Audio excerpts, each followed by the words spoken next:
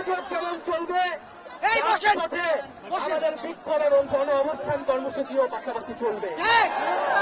সকল জেলায় জেলায়, পাড়ায় মহল্লায় আপনারা বিক্ষোভে নেমে আসুন এবং গণ অবস্থান তৈরি করুন। এবং আমরা অতি শীঘ্রই মার্চ টু ঢাকা ঘোষণা করব। সারা বাংলাদেশের মানুষকে ঢাকায় আসার আহ্বান জানাব।